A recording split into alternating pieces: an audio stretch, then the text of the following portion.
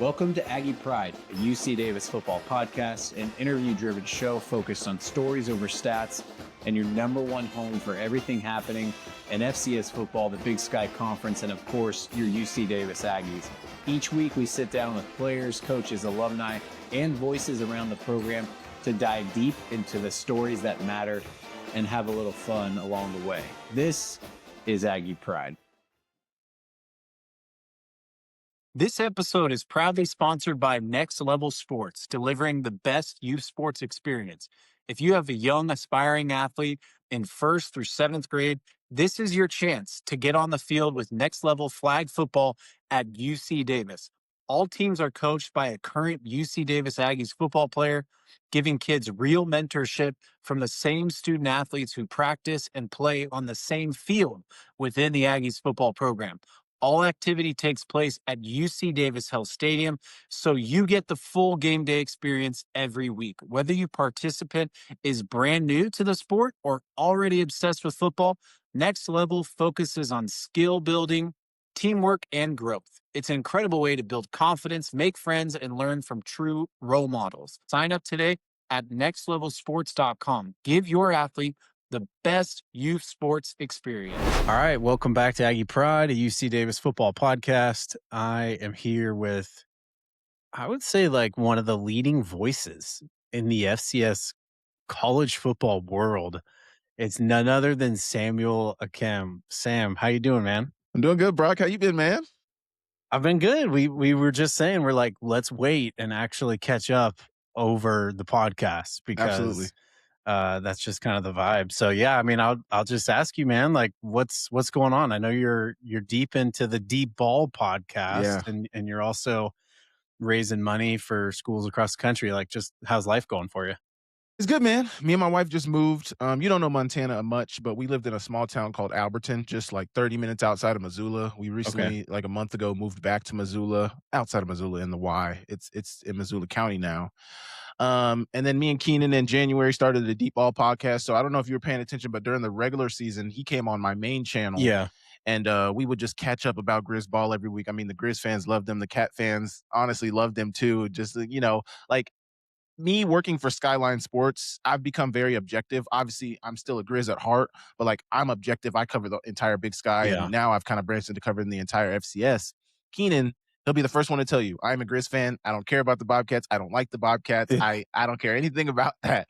And so I think it was a good tug and pull because last year I was like the truth teller to him. And, all year he was hating on the Cats. And, I kept telling him, like, obviously, the Grizz were really good. But I was like, brother, like, that those guys across the hill, like they are very good and they're a formidable opponent. And he was in denial a lot of the season. But then finally, when we played them, the Grizz played them in the Brawl of the Wild. Obviously, we saw how that turned out. And then the Super Brawl, I was on my honeymoon for that, but we talked about that one too. So it was just like a good yin and yang. And so many people just said, they really enjoyed it. And Keenan has wanted to do something. We just didn't know what. And Deep Ball is kind of a play on words of what we used to have in our receiver room. It's kind of, if you know, you know. But Coach Pease, who's now the offensive coordinator at Montana, he used to have a slogan that we would say at the end of when we would break it down. And so we started it and, we've been bringing players on, but the more than anything, it was just for us to have a place where, we could talk ball. And we've really, really enjoyed bringing some of the guests on that we've had. It's just been awesome, man. It's just been awesome. So channel's growing. My show's growing. And what about yourself, man? I see you doing like video production and like making like short films and what's going on?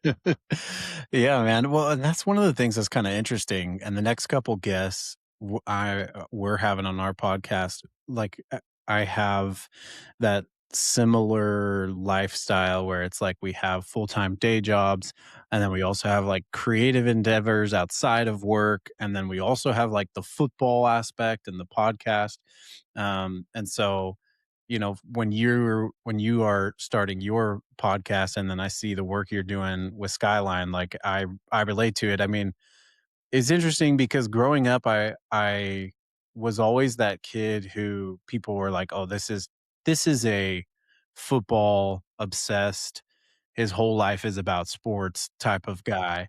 And I could remember every stat from every single player forever. Yeah. Would watch Sports Center on the loop would be the guy like you watch a game with and is like calling out the plays beforehand and thinks he's so smart and it's kind of annoying to watch it with, but also a little fun. Yeah, Like that right. was me. And yet I also grew up like making little short films on like camcorders and was always interested in film. My family was creative. Like a lot of people in my family like paint and draw and play different musical instruments. For me, I like to sing, but Oh my gosh. I'm pretty average, like, Okay. but I do like to sing, like, I do love music, and I love cinema, loved film.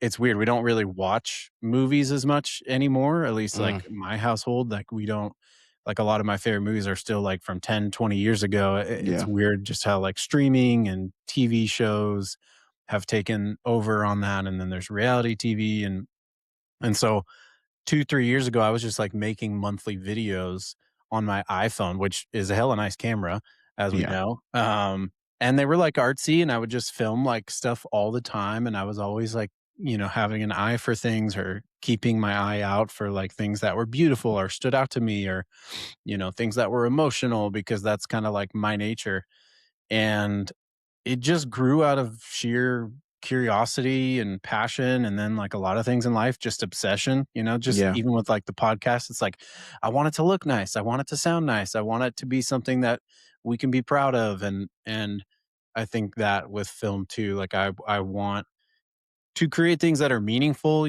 like faith is really important to me. People, especially like men, being able to like tap into their emotions. Maybe it's because my Yeah. wife's the therapist is like really important to me too. And Absolutely. yet, even football is a bit of a romance for me too. And so, being able to film on the sidelines of a couple games last year and like make like more cinematic recaps and Yeah. interview fans and players and alumni and stuff. So it's just something that I'm interested in.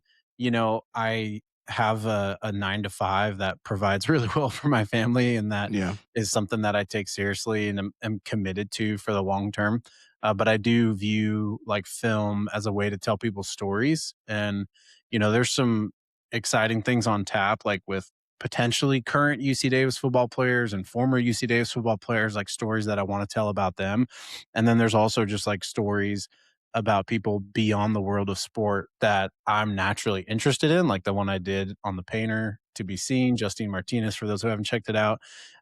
Just a story that I was drawn to and that I wanted to tell, and I could tell that she wanted to share her story.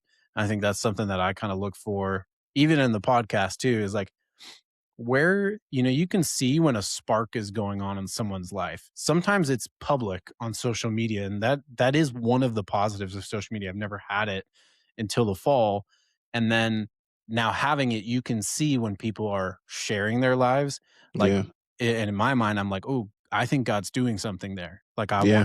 I want to share, I wanna help tell that story, if it makes sense, and so that's a little bit about it, man, and, I think I really love it, I find a lot of purpose in it, but it's pretty exhausting too, and so I just always gotta find the balance, but, Absolutely. what about you, man? Like, I know that you're still, in the early marriage stage Yeah. and you have your 9 to 5, and yet, like, you're growing these things as well. How are you navigating all those waters? Man, just, trying to be where my feet are, but also just, put my energy where it's most needed. And obviously that's with my wife. A little, I don't know if I mean, obviously you don't follow my wife. My wife had ankle surgery like 2 months ago. Okay. So she was in Vegas seeing a group called Millennium. It's like an EDM group. I wasn't there. But leaving the sphere, she fell and kind of, twisted her ankle. And at first we thought it was I thought it was a sprain, and I was kind of downplaying it, partly because I didn't want her to have to go to the hospital in Vegas. I wanted her to get back to Missoula, but also Yeah. too, like I wasn't there. She showed me videos of it, like she showed me over FaceTime what it looked like, but I couldn't really tell. And obviously, I probably was just doubting her. I just didn't think that it was as serious as it was. Well, when she got back to Missoula, they went to urgent care and found out that it most certainly was broken, and she had a broken like upper part of her leg was broken. It was nasty. The doctors at the hospital told her it was pretty gnarly. So Shame on me for not believing my wife, and I feel bad about that. But she ended up getting Lessons surgery. learned. Lessons Lesson learned, learned. absolutely, absolutely. So she ended up getting surgery that Tuesday. So it happened on like a Friday. It's like the concert was Friday night, but it technically happened at like 1 or 12 when they were leaving the Sphere. So technically Saturday morning. And she ended up flying home that Sunday. So she ended up having a broken ankle. And this is like trauma. She would have, if she would have went to the emergency room, they would have put her into surgery right then and there. Like it was that bad. Like her foot was displaced and everything. Like it was laterally displaced. It was gnarly. So she ended up getting splinted when she got back on Sunday, and she was in an immense amount of pain. And the doctors ended up saying, the doctor called her Monday night and was like, "Hey, I bet you're in a lot of pain. Like, would you want to have surgery?" Because initially they said that they needed to let the swelling go down before they could Mm. give her surgery. But the doctor, he was an emergency room doctor. He's like, "I'm used to dealing with swelling. So if you want it, we can do it." And they did it that Tuesday morning. So she's walking now, minimally. She's still on the crutches, but she's doing much better than she was a couple of months ago. But yeah, it's been interesting, man. She's never had surgery before, so she's never been under the knife. And that's Mm. just been interesting. And like, I had foot surgery in college and then I broke my collarbone. But I think from the standpoint of just like a pain and the rehab and just like what it's like getting back on your feet. And also, as an athlete, I don't know if you've ever had surgery, but like Never. No. we have surgery. I'm sure you've seen it with a bunch of your former teammates. We have Yeah. surgery, say, on a Monday. We may go a week off our feet, but we are in rehab every day. My wife, Yeah. she's in PT maybe 2 to 3 times a week. So she's not even getting that type of attention. Also, Mhm. her injury is just much more, it just, it was just a gnarly injury. So there's a lot that goes into it, but she's getting back on her feet and she's getting better. And we're on the mend. But just been trying to put my energy. So obviously, with my wife having ankle surgery, that was something that took a lot of time. And I had to be around for her for that, and wanted to make sure that she had the time and energy and effort that I could apply to her. And then just trying to grow the media, just trying to grow in the media, just trying to find ways of how I can be better at the media, how I can provide the best coverage for the FCS the way I know how. And just trying to grow. And I'm so thankful for Skyline Sports and Culture Nuanez, him giving me the opportunity that he gave me back in 2024, and me being able to go to the Big Sky Media Day, me being able to go to the national championship and be credentialed media members at both of these. Like, it's just been awesome. So just trying to find out how I can give more back to Skyline, how I can give more back to my audience, how I can grow my audience, and all those things, man. And then just also too, I think like you mentioned, people come to me and they want, like you wanted me to be on your show. Like I want to do that anytime I absolutely can. Like anytime I can help anybody grow in this media business. Because one thing I'm really big on, Brock, is I told this story on my channel recently, actually last week, I think on the Kim's analysis I dropped on Monday. I talked about this, but there was this guy I looked up to in high school, and I reached out to him after I had my first All-American season in 2018 and asked him like, "Hey man, just some pointers," and just wanted to catch up with him. And he ghosted me. And like one thing I'm really big on is just like reaching a hand back. Anytime I can try to help somebody who needs it, like I want to be there for them. I want to be somebody that you can reach out to. I tried to when I was in college.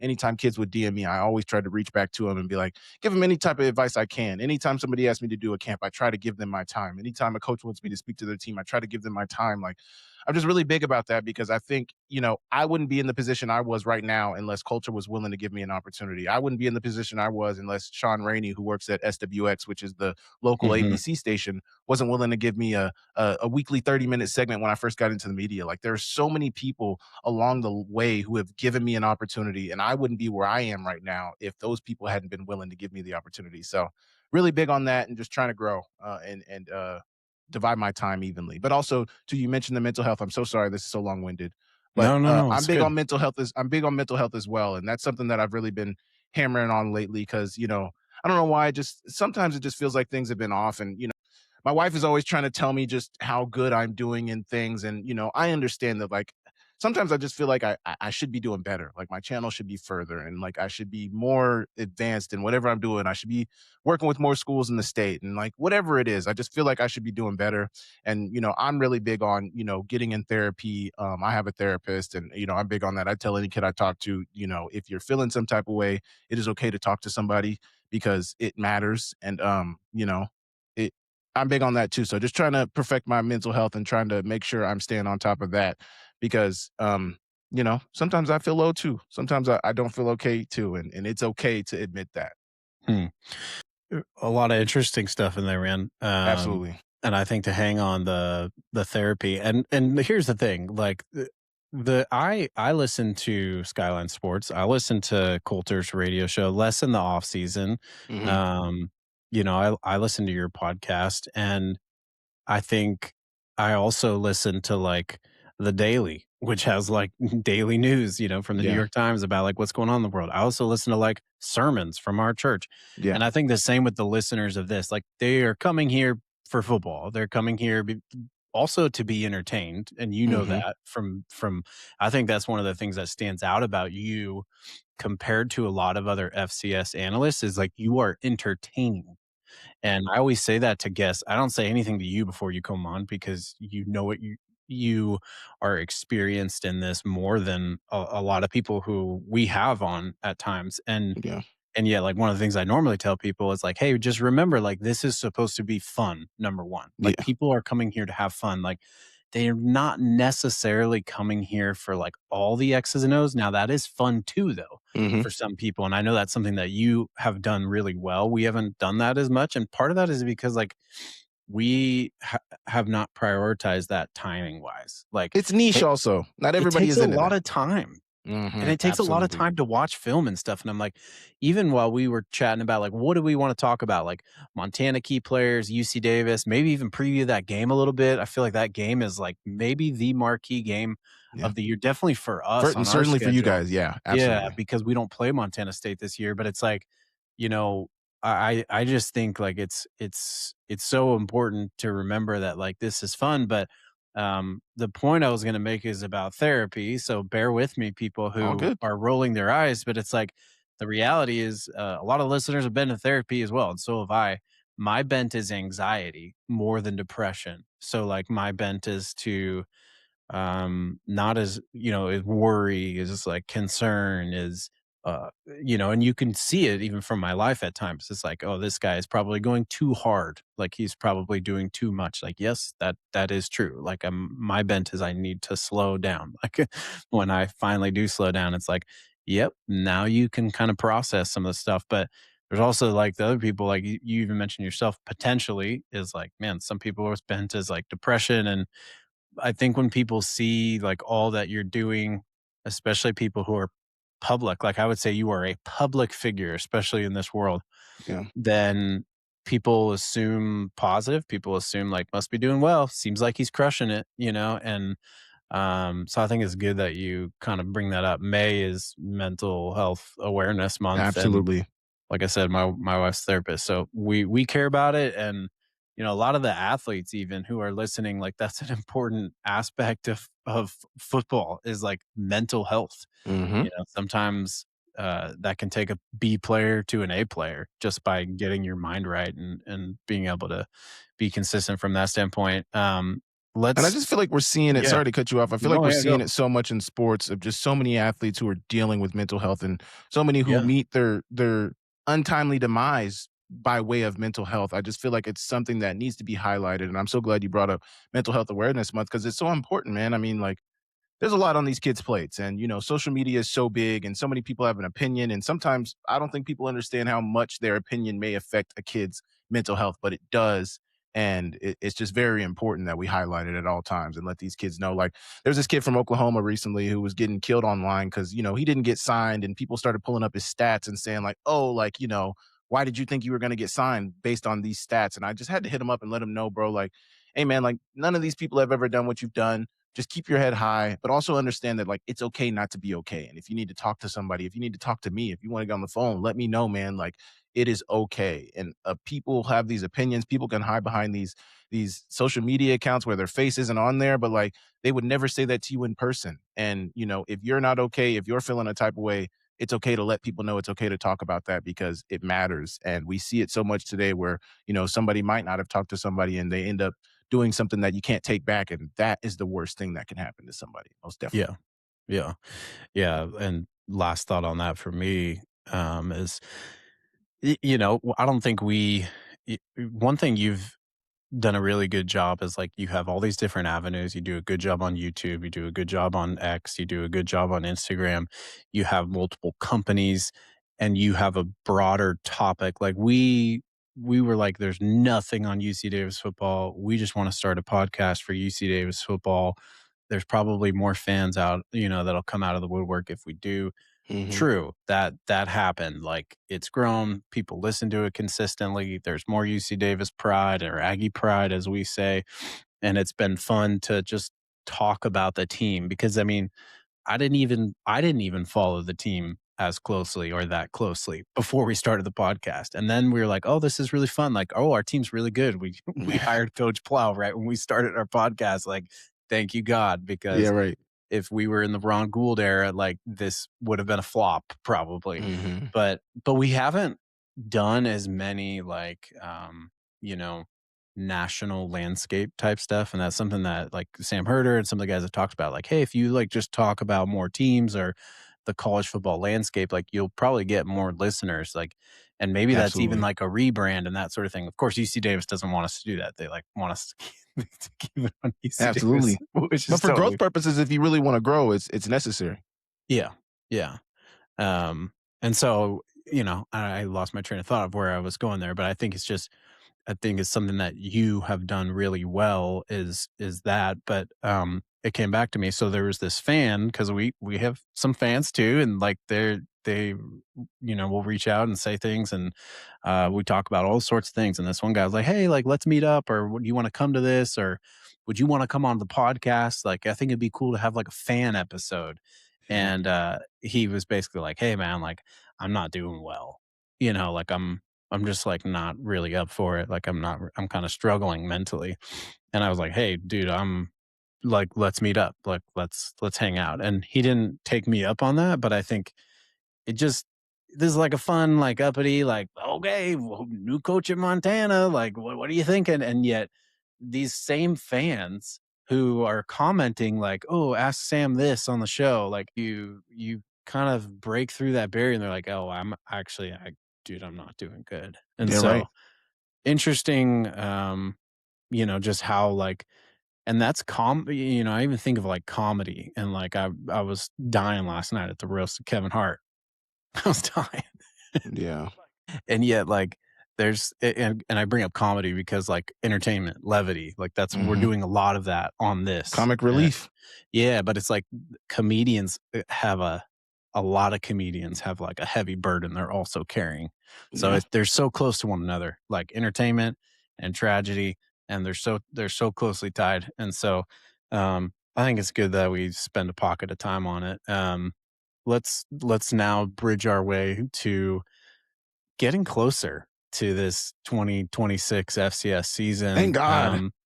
Yeah, man. Like, I don't know if like, it's going fast, but I Yeah. guess let's just chat about like what storylines of the off season are you, and maybe we can keep it high level to start, or you can go straight into like Montana State, Big Sky. What storylines are like kind of capturing your interest, or like you are most curious about so far this offseason?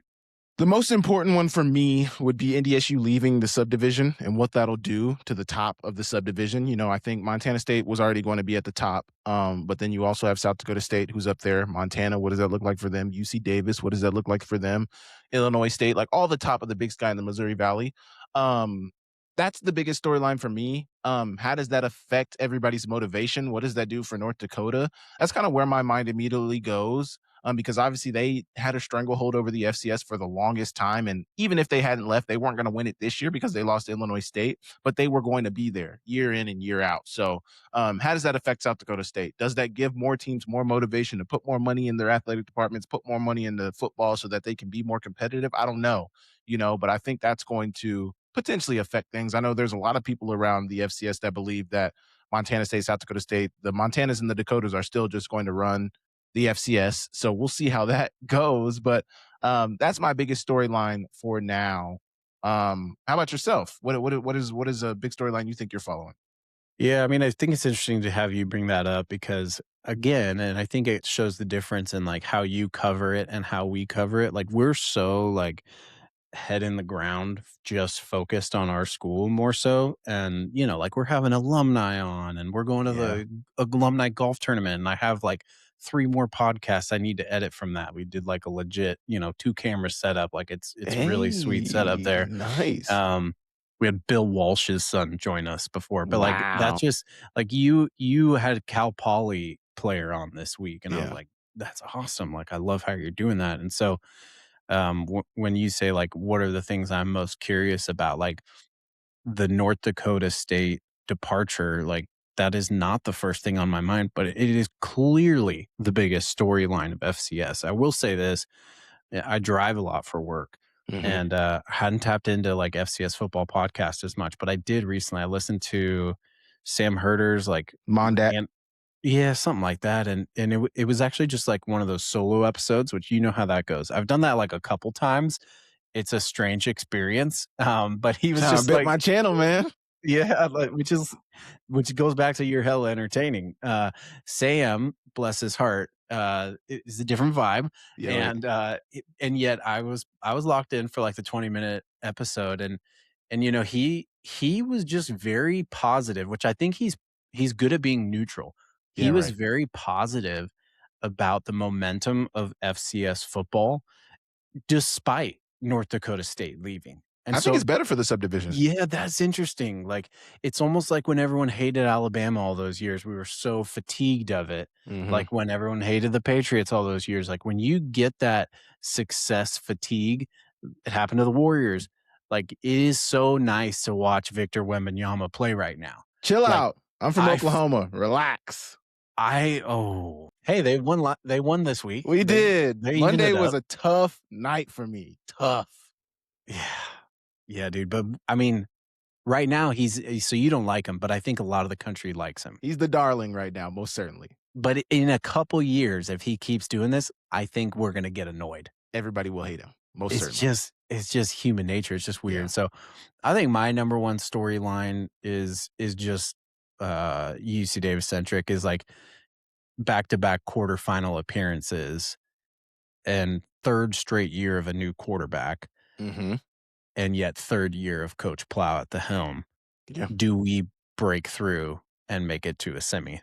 And the vibes around here are like we are gonna go to the semis or the national championship. Like Yeah. there's not, like I asked one of the old quarterbacks at the golf tournament. I was like, hey, what's your expectation for the year? He said, win every game. I was like, oh yeah, you're just, and I was like, no, my expectation is we'll win every game. I'm like, well, we're not gonna beat SMU, but like, okay, maybe the rest of it. So 11-1. yeah, that's kind of where I stand. But let's kind of make our way to the Big Sky now. Like what teams are you looking out for in the Big Sky? I know a lot of people are high on Idaho State. Obviously, Montana State's got everyone and their mother back, Yeah. including the quarterback and including Taco.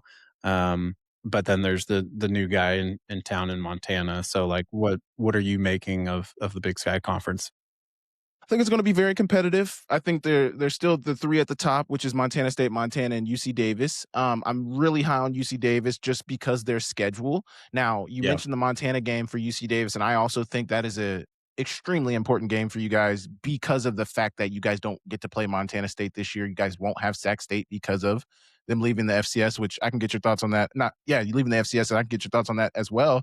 But I think the Big Sky is in a good place. I think Idaho State's going to be good. NAU's getting their quarterback. I think they're going to be pretty decent. There's a lot of coach turnover in the Big Sky as well. Weber State's head coach, who I just had on my channel, is new. Cal Poly's head coach is new. There's another one I'm missing. Portland State's head coach is new. So, how does that affect those teams? I don't think we'll see big outputs from them this year. But really, my main five in the Big Sky right now I'm looking at is Montana, Montana State, UC Davis, Idaho State, and NAU to kind of really Mm. compete. And then what does Montana look like? Obviously Bobby Kennedy. I guess I didn't even mention Bobby Kennedy, new head coach as well. The Did biggest he head coach when coach you were change. there? Do you know No, Bobby? he didn't. No. I have Okay. met Bobby, and Coulter's had him on Skyline multiple times. So I've talked to, and obviously I live in Missoula, so like I've met Bobby and I've talked to him, and he does want to come on my channel. I just got to find a good time to get him on there. But I think he's a really good coach. I think he's been doing really good around town in terms of like getting the fans to buy into what he's selling. But my biggest message right now is like, yeah, it's great. He's done really good in recruiting. He's done really good getting like fan buy-in, and I think his players are bought in as well. Every player I've talked to said they love him, and they think, we even had Ayat on deep ball earlier in the offseason. He said like it just feels like he can go and talk to Bobby Kennedy. And I don't know if you ever met Coach Hauk, but just Coach Hauk is a very stoic guy and just very hard nosed. I would not describe Coach Bobby Hauk as a player's coach. He's a phenomenal coach, but to describe him as a player's You coach would not. wouldn't really? No, I could have no. sworn. I, Samuel, Yeah, really? yeah, no. I would. Breaking news. Yeah, right. But I would be great respectful. coach. Great coach, Yeah. but Bobby Kennedy, I think, is certainly a player's coach, and I think that's what the players have kind of learned, and But I say all that to say, what ultimately matters is how you do from August until December. Like, what is Yep. your record going to be, and that's ultimately how you're going to be judged. I Yeah. think ultimately he's going to need 3 to 5 years to really do something, but we'll see if he gets that because he's only on 1-year deal right now. Interesting. Why, man, so many thoughts on the 1-year deal. Cause again, I'm not in tune with like all that. Why, are you saying that just like metaphorically? Or are you saying they literally, his contract is 1 year? His contract is 1 year. Okay. Yeah. I'm interested that you had Ayat on your podcast because he's one of the top quarterbacks in the country coming back. And I want to talk about the game against UC Davis with Montana. I believe it's the 4th week of the season, the September Seems pretty early. 27th or something like that. Yeah. Yeah. And yet let's start at the coaching thing. 2 thoughts. One, the idea when you are transitioning from a hard-nosed, hard ass, let's be honest, like, dear Lord, this guy's gonna rip me or get into me, but man, we play good special teams. We're hard nosed. We're disciplined. We win games, even if it's not the way that anyone in the state wants to watch football. Is the Right. vibe I always got is like people were just like, geez, Louise, like he just messing around with the quarterback situation. And yet Yeah, results are results. Like absolutely. he's at the top of the leaderboard, coaching wins and history and all of that. And so who knows if statues and all the things happen. And people are like, oh my gosh, breath of fresh air, nice dude, we like being around him, In like the this is so media. fun. Yeah, like yeah, it'd be interesting what he's like from the media from your perspective.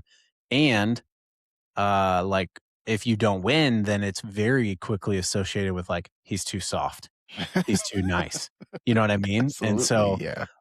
how do you kind of envision that playing out? Like, do you think it's a benefit to have it go from like a hard-nosed guy to a player's coach, or do you think that can be kind of tricky?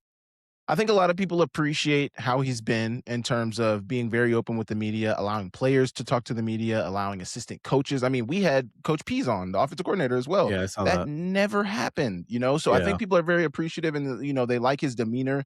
They like how he's been. Um, I don't know if people will necessarily say they're now too soft. That could be, I guess it'll all depend on how the team looks on the Yeah. field. New defense coming in as well. That was a big gripe from the fans is like, the 3-3-5 can never work. It'll never work. All these things. I think it is going to be dependent on his results, but I think people are just very happy right now. And that's my thing is like, I just think people are very happy with how he's been and, how it seems like you said, a breath of fresh air. I don't know if people will be calling him soft if the success isn't there, but I think people will be eyes open, like, okay, is this way of doing things necessarily the way? Like, I think people were so quick, and I was somebody who felt like if Coach Pete Hauk wasn't willing to make some changes, he should be gone. So I think it was a situation where a lot of people wanted him gone.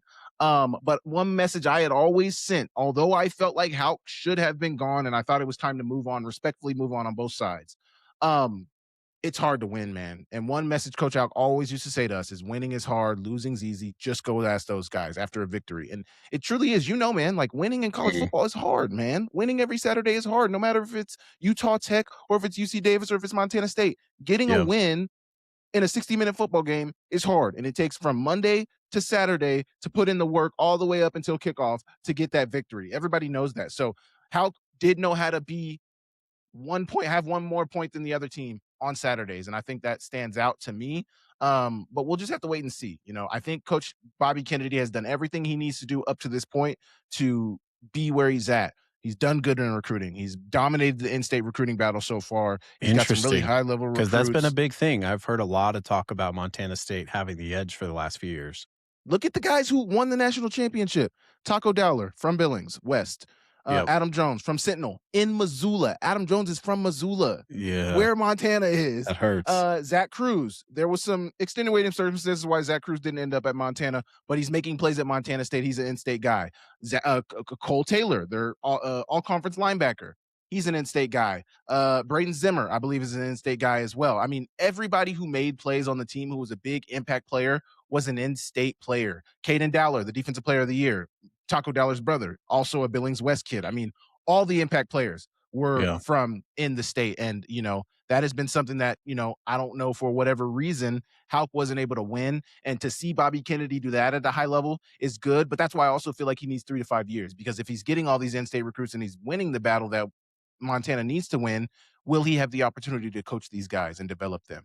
Well, it's interesting because Montana has always been the better brand. And high school Absolutely. kids are attracted to brands. We are attracted to brands. It's why we buy certain clothes or shoes or I'm whatever. wearing a Nike hoodie right now. Yeah, that's it. I finally got some Air Maxes. They're kind of like trendy, stylish. They got some beige and some. It goes with a lot of my color palette. But I think like Montana State has improved their brand, like maybe more than anyone in the last 10 years. And Absolutely. but the stadium expansion, which happened when I was playing, all the way, until now when we're at that game this year, they're like doing the drone show before the game and like the scene. The run out with the horses. Yeah, it's just unreal. And I think UC Davis has a pretty solid brand. Now it's California. We got a shit ton to do out here. Like people are scared of concussions. Like everyone's playing flag football, which shout out Next Level is one of our sponsors, and they do a great job all across the country, including with the Montana schools. So,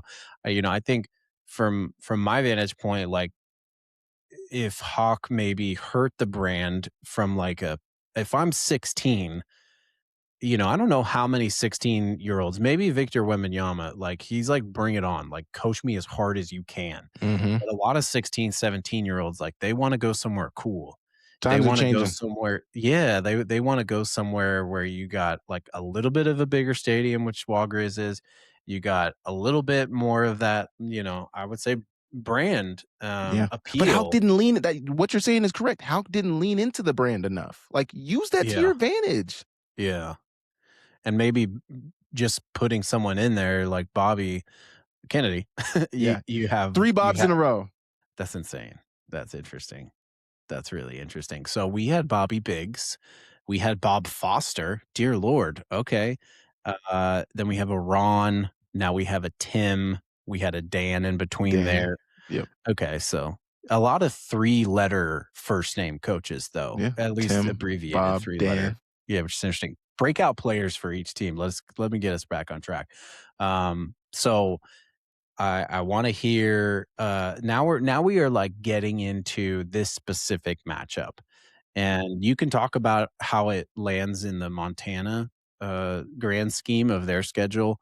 Like we've already said, for UC Davis, this is the premier matchup of the year. Right. You win this game, like you have potentially, I mean, years can fall apart, but you have a pretty damn good shot at winning at least a share of the Big Sky Championship, which has not happened. Should here. win a share.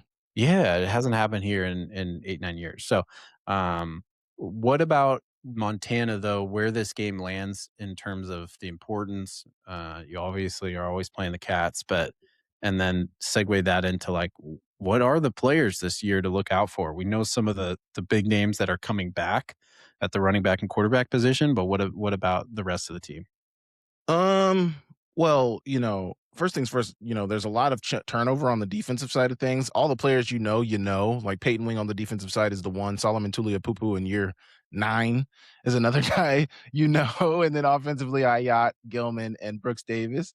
But where this lands in terms of the schedule, I think when the Grizz play the Aggies, They should be 3-1, if not 4-0 at that point, depending on how they do against Oregon State. But they start with Southern Utah, they play Drake, and then they play Utah Tech. That's a pretty manageable non-conference schedule to me, and then Oregon State. So at worst, in my opinion, they should be 3-1 going into that UC Davis game. To parallel that with UC Davis, they should be 3-1 as well going into that game. Stetson, Portland State, and San Diego, and then obviously that SMU game is most likely a loss. But crazier things have happened. Most certainly, we beat UW in 2021, so I'm not putting anything past them.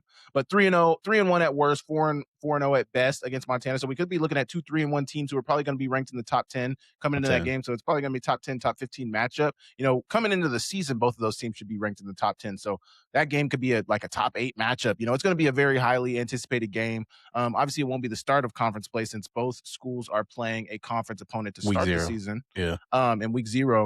But still, I think it's going to be a very important game. The breakout players for me, Clay Oven at the linebacker position is somebody I think who's going to be somebody to pay attention to. He wears the legacy number, the number 37 at the school.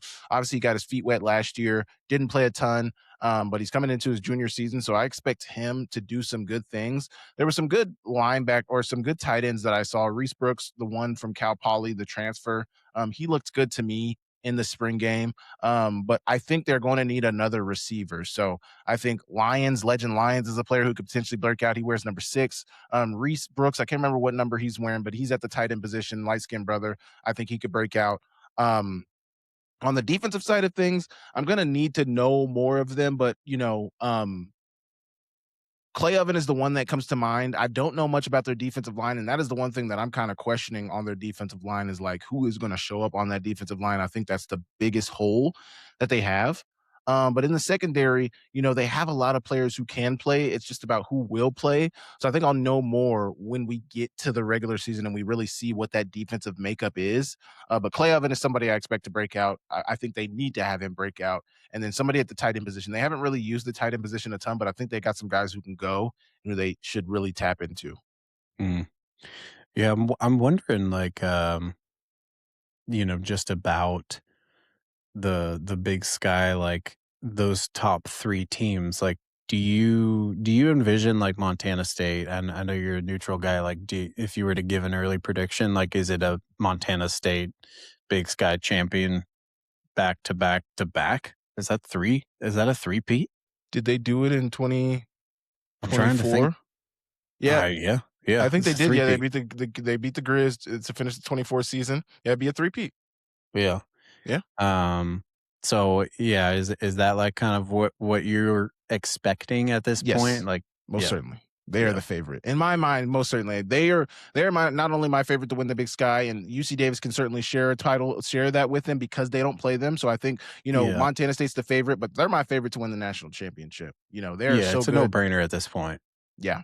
They bring everybody back offensively, defensively. They got the same staff outside of their defensive coordinator, and they're bringing the defensive coordinator who was there in 23 when they went to the national, or 24 when they went to the national championship. So I expect them to be very good. I mean, Coach Brett Vegan has them rolling right now, and he's just built a machine. He coached at North Dakota State for a long time, and he's built what they had at North Dakota State at Montana State now. Yeah, and it feels like that's the thing that stands out is like, okay, the Bison leave, the Bobcats are right there. And they're right there, especially this year. Like maybe in 2-3 years, once these guys fan out who we're all familiar with. But I mean, you have your quarterback, your running back, and receiver who are all exceptional coming back. And then, on the defensive side of the ball too, there's so many impact guys coming back that I feel like it's going to be interesting. But you said you were at the game in Nashville. I mean, I watched that game, and we did a podcast afterwards, and I think I said something like, "Dude, Illinois State was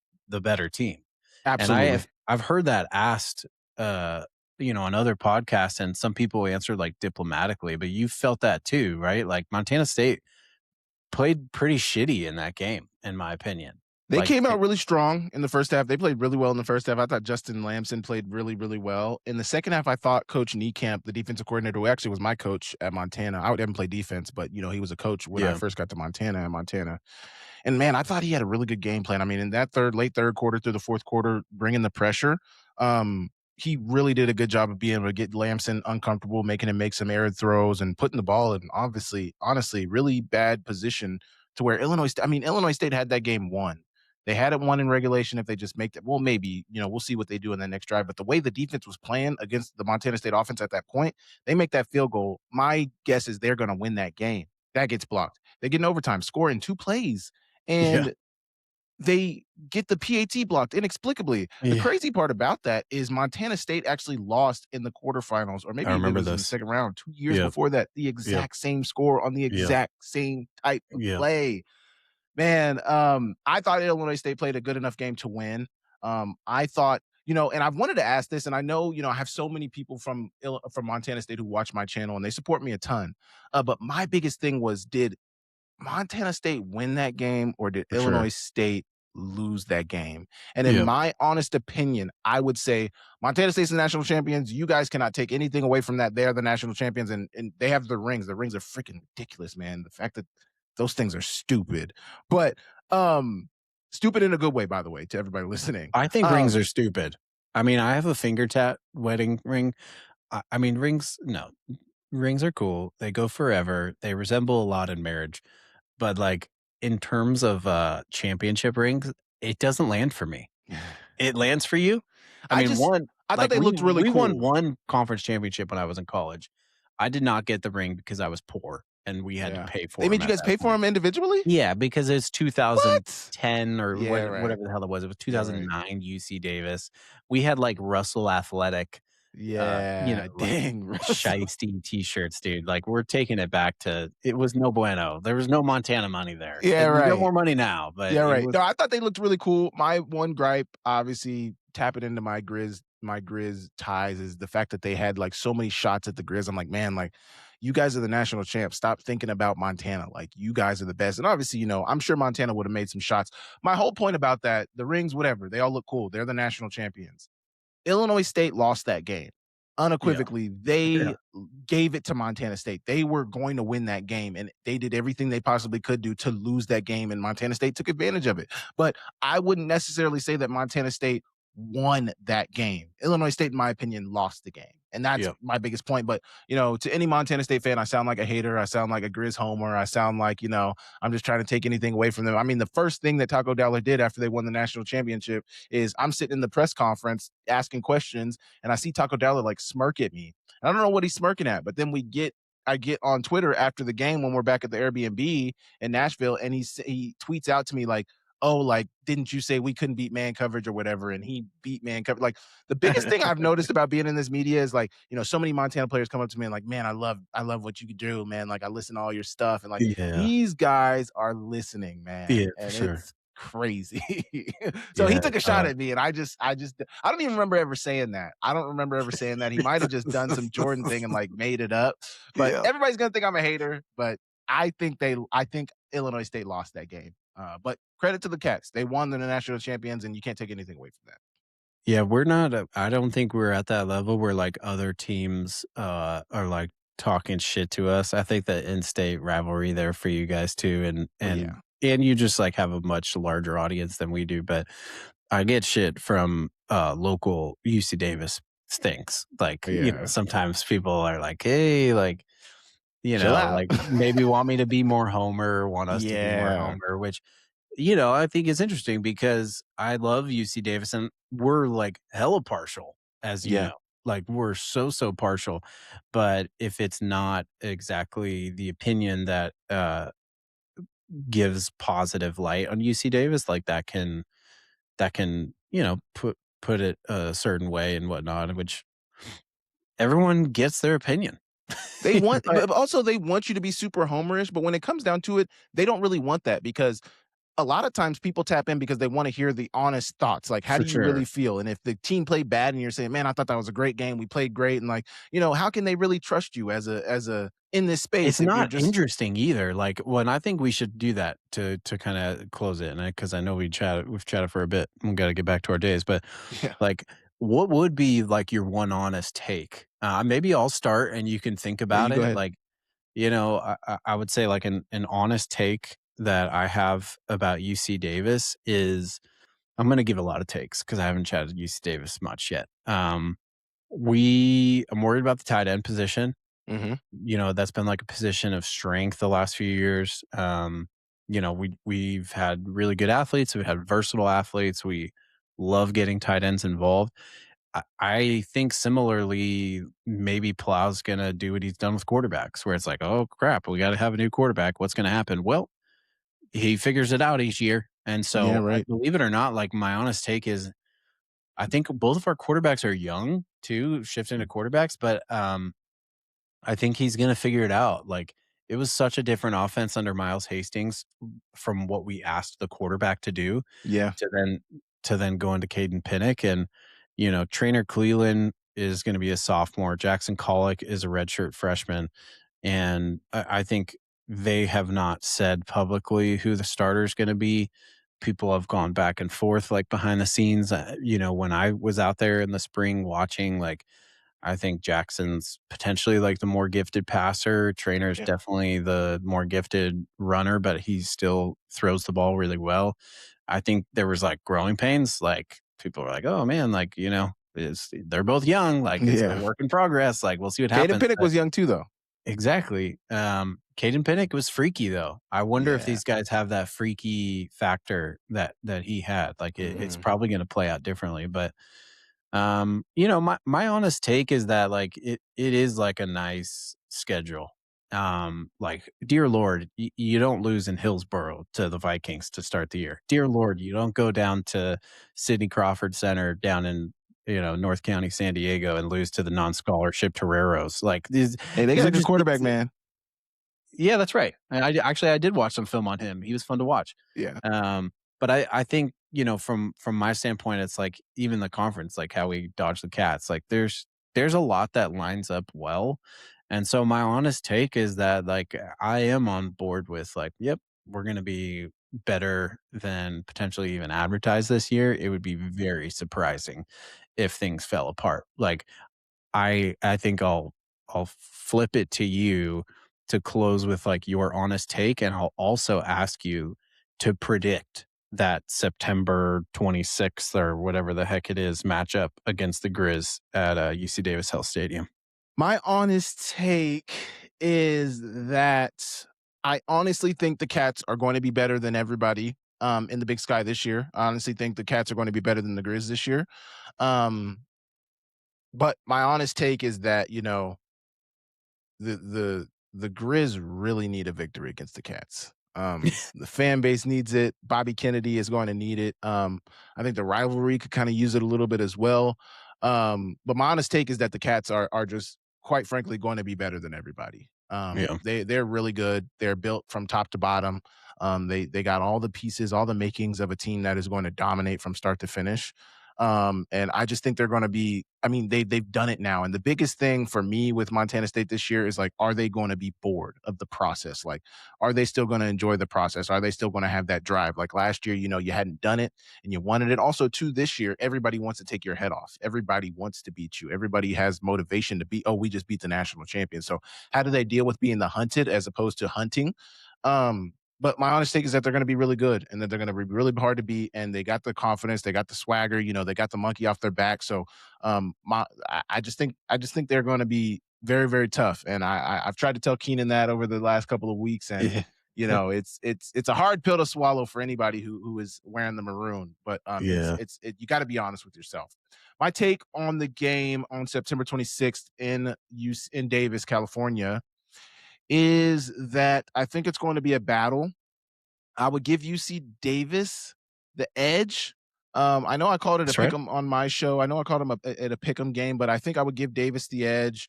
I'm really big. We haven't even talked about this at all, but the Connors brothers coming back, man. I mean, Hmm. huge, Hmm. huge.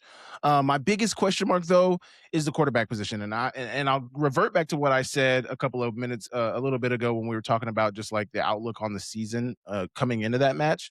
I'll need to see what the quarterback looks like because I Yeah. reserve the right to change my opinion if the quarterback isn't looking strong. I think your quarterback is set up for success. And one of the breakout players I would be looking at for UC Davis is Mr. Dobbins on the offensive side of things. Like, man, Hmm. I'm super big on him. Samuel Batu, obviously, we know what he brings. Jordan Fisher, we know what he does. But Stacey Dobbins, speed, Getting the ball in his hands in the space, I think, is really important. But I would give UC Davis the edge just because I think they'll have a little bit more continuity from the defensive side of things.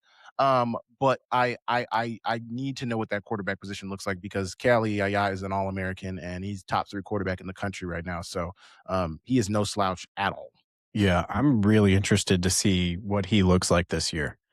Like, I remember 2 years ago, when Rex Connors picked off Ayat in the end zone. Ayat had like a scramble for a touchdown. I remember it was an ESPN game.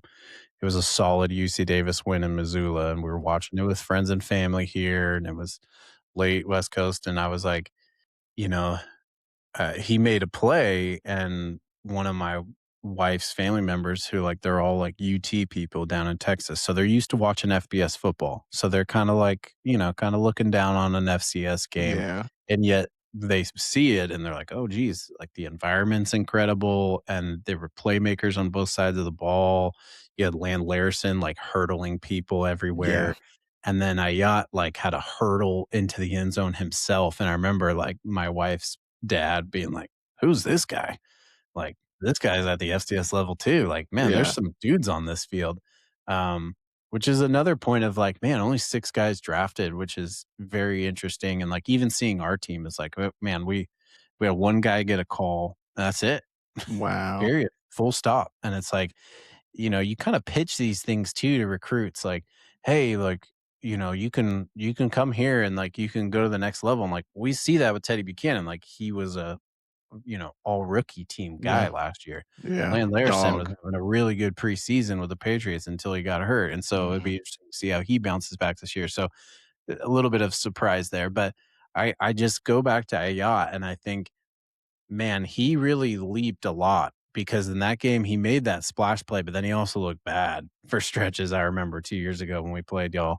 Really put it And together last year. yeah, it was good last year. It'd be interesting to see, like, if he's at another level again this year, like, we will lose that game, I think. Yeah. Like, I think that he is the difference, and having a guy like Eli Gilman is also a freaking huge difference. But I think Jordan Fisher, like you mentioned, here's the guy I would put in your head, and you can I know you've seen some of him, but he ran a 10.5 for the UC Davis track team this spring. And we have so much speed. Like Jordan Fisher, hella fast. Sam Batu, hella fast. Stacy Dobbins, hella fast. The fastest is number 3, Zach Jones. Is he a receiver? And he's a receiver. Saw him a little bit last year. He was there last year, right? He was there last year. Yeah. He is someone who is going to get an expanded role, I think, this year, Okay. potentially with some of the gap that'll come from potentially a lack of tight end production. Well, I don't know if that's the case. We got guys waiting in the wing. Eddie K is a guy who his last name is a little difficult to say, but it's someone that Coach Plow keeps like kind of pointing his finger at, like you need to watch this guy. Winston Williams was hurt again in the spring. He's kind of the long tenured guy who's had a lot of success. Was an All-American a couple years ago, but please wrap up button just came on the stage as I am accepting the award, and so that's me saying I'm feeling like I should give my prediction and get us back onto our day.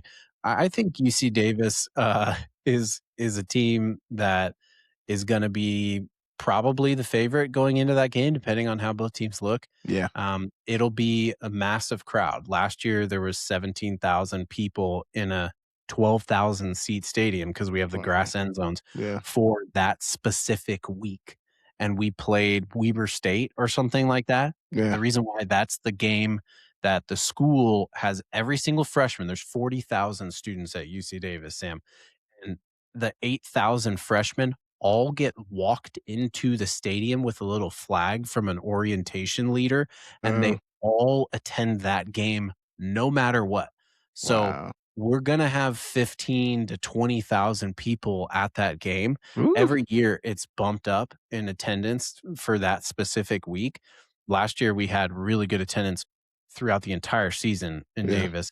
But I think that is going to be a big factor. Is like it's going to feel like a big game environment because it's going to be a big game environment, and I think ultimately what I bank on this year is like another year of Coach Plow being healthy in Davis, loving his job, crafting up some creative plays with Coach Shelton and the offensive staff, and Coach Trey Shimikura, yep, he's gonna listen and go, "Wow, really effed up my name, man." But our wide receivers coach Yeah. has got all the jewelry, man. Yeah, he's got He's weapons, got man. all these jewels in there, and they all are hella fast. And so I think that is what's a little shocking maybe for Montana is like, "Oh shit, there's so much speed coming at us."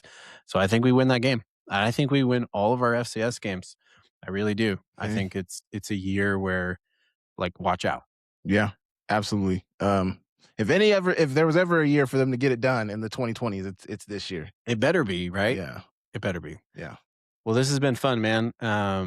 Great to see all the work you're doing. I know you got a lot on your plate, so I appreciate you carving out some time with us. This was a long one, but I think people will enjoy it. So if you haven't already, check out the Deep Ball podcast, which is legit. And then you can find Sam, like you said, on We Skyline got an Idaho player on Sports. this week. I won't tell you who, but we got an Idaho player on this week, so that's going to be exciting. Ooh, Yeah. okay. You probably know who. I mean, he's the guy, so. Yeah, yeah. We got an Idaho transfer, Hayden John. He's a safety for us. Yeah. He should start. Okay. He should start. Yeah, I think he's supposed to Did be you guys pretty kind of solid. bring him in as like security just in case Rex? Probably. That's a good point. Yeah, Yeah. that was the thinking, and we got the good news though. Yeah. We got You guys got a freshman All-American, right? The number 11? Yeah. Drew Cofield is coming back. Coach Plow's that kind of splash statement was like he's the best corner in the country. And so he's a tall kid. He is. He's a tall big kid. corner. He's put on like another 15 pounds in the offseason. He was kind of skinny, but I mean he started as a true freshman. Yeah. That's no and so easy he'll feat, be especially at corner. Yeah, he'll be a true sophomore. He's legit. I'm surprised he stayed. That was like the Do you big think thing he was for getting a me. lot of interest? I don't know. Maybe not. You don't think true freshman 6'1", good Nah, frame? he probably was because Maybe not though. because we had a corner. Montana had a corner who left as well. Where did he go? He went to Duke. Gosh, I'm trying to Keon Loud. He was going to be an all-conference guy. He got hurt. He was going to be an all-conference guy. He was getting Power 5 interest. So, and he was either a true or a redshirt freshman. He might have been a true sophomore, but he's a young guy, and he got a P4 opportunity. I don't know what to believe though. It's interesting you said like, do you think he was getting interest? Because the real answer is like, I got no idea, man. I heard he got interest, but does that always mean that they actually got it? Yeah, right. Because what I've found out know. too is that like those offers can come and go really fast. Like, an agent comes to you and says, "Hey, I got this money for you." But that's another thing Coulter always talks about though, is how good UC Davis is at like retaining their talent, holding on to guys. You guys don't get a ton of transfers out of UC Davis, which I think is really good, Part of it is, I think, maybe it's just the education piece that That's what he people says. are really valuing the education piece. Mhm. I was even thinking about it this morning, like from a coaching perspective, like look at our staff, and maybe the Montana schools are like this too. Like I love Bozeman and Missoula. Like the time I spent in both those cities, like they're legit cities. It's such a cool culture up there, and that Davis has the type of city and culture that like people really like. Like it works if you are probably single and like you can go downtown and have a good time and you're not far Yeah. from San Francisco or from Sacramento or from Lake Tahoe. And if you have a family, I would say it's even better because Mhm. it's like the ultimate like all-American city. It's just like a Absolutely. beautiful city. So I was sad anyways, to see man, Vargas go. Where did he end up at? yeah, last he went thing? to Cal, which is interesting. Like okay. we had him on the podcast and we'd like ran into him after games at like pizza spots and stuff because he was, he was another guy. He was a redshirt freshman. Yeah. So he was young and he'd be like with his mom at Woodstock's Pizza in San Luis Obispo after the game. We're like, "What's up, Carter? How you doing, man?" He was a sweetheart and he was like he DM'd me like, yeah, I got visits to LSU, Oregon, and Cal. And Cal, I would imagine they paid him well because the new head coach at Cal, he's a De La Salle High School guy, which is like big name high school out here in the West Coast. They made the movie about him.